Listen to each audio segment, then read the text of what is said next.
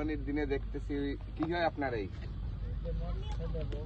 ছেলে বউ, এই যে চুলায় ভাত পাকানো, এদিকে আপনি এই যে হাঁড়িতে গরুর গোশ নিছেন, এই যে গরুর গোশ হাঁড়িতে নিছেন, আলু কাটছেন, এদিকে পুত্রবধূ আবার দেখতে পাচ্ছি পেঁয়াজ রসুন আদা এগুলো বাড়ছে। তো আসলে আপনাদের ঈদটা, এবছরের ঈদটা কেমন কাটলো? ভালোই কাটাইতেছে। তো গোশটা কত করে কেজি কিনলেন? এখন গোশটার কেজি তো বেচে 850।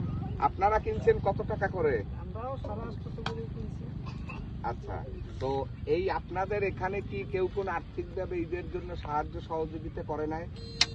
এক সাহেবে করছিল, কিছু দিছিল, টাকা পয়সা সামাইছে। সেটা কতদিন আগে দিছিল? কে সেই সাহেবের নাম কি?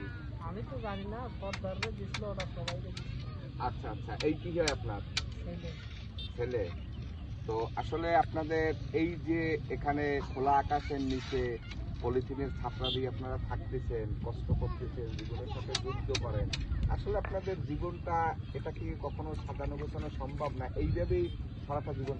যার যে কর্ম ভাই, আপনারা তাইও তো বাসা বুসা ভাড়া থাকেন, আর আমাদের এর ভিতরেই থাকা লাগে খোলা মাঠে।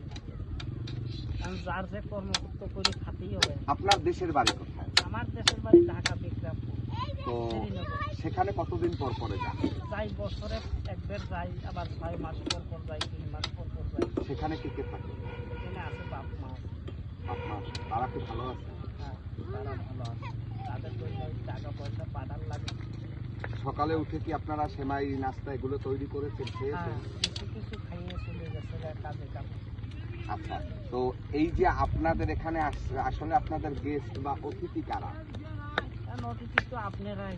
সেটা আমি জানি, আমরা অতিথি, আমি অতিথিবিদে আপনার কাছে ঈদের দিন বিকেল বেলা, পরন্ত বিকেলের পর আপনাদের কাছে আসছি আপনাদের সাথে কথা বলার জন্য, আপনাদের জীবন সেগুলো দেখার জন্য। কিন্তু আসলে যে আপনাদের এখানে যারা, আপনারা কয়টা ফ্যামিলি বসবাস করেন? আমাদের আছে এখানে 100 ফ্যামিলি। এর ভিতর থেকে একজন আরেকজনের ঘরে অতিথি মেহমান হিসেবে আসে যায়, এটা হয় না? আসে যায়। আবার আমাদের ইচ্ছা আজকের দিন তো হবে না, কালকের দিন ভালো হবে। এর কারণ কি? কাছে আসো। এই আজকে মনে করেন কে কমনি কাজে কামে গেছে, গরিব কাঙাল আছে, কুরবানি কেউ বেছে, কেউ দিতে পাই নাই, হয়তো মানের বাড়ি নিয়ে চাইছিল আনতে গেছে, আবার অনেকে বেছে যারা পাওয়া যায় না। অর্থাৎ আপনি বোঝাতে চাচ্ছেন যারা কুরবানি দিয়েছে তাদের কাছে গোসের জন্য গিয়েছে, এই জন্য আপনাদের আসলে মূলত ঈদটি হবে আগামীকাল। হ্যাঁ, আমাদের কালকে ঈদটা হবে। আজকে মনে করেন যার যে কাম বাড়ি ঘরে যাই, যারা কি নাম আপনার? আমার নাম বাবু। বাবুল। বয়স কত? 35। আমি শফিকুল ইসলাম হিরু, বাসা হচ্ছে আমার জালকাঠিতে। বেড়ান, খাওয়া দাওয়া করে যাইয়েন। ইনশাআল্লাহ আসছি যখন বেড়াবো। বেড়াইয়েন, পাক হোক, খাওয়া দাওয়া করে যাইয়েন। ভাত হয়ে গেছে, ঠিক আছে, এখন তরকারি হবে খালি ইনশাআল্লাহ। তো গোসের সাথে আর কি কি হবে? আলু, গোস আর কি? তরকারি আর কি? আলু গোস, এটাই হবে, এটাই হবে। আর কিছু হবে না। ঠিক আছে, ভালো কালকে হবে, থাকবেন, কাইল হবে, দেখা হবে যাই। ইনশাআল্লাহ।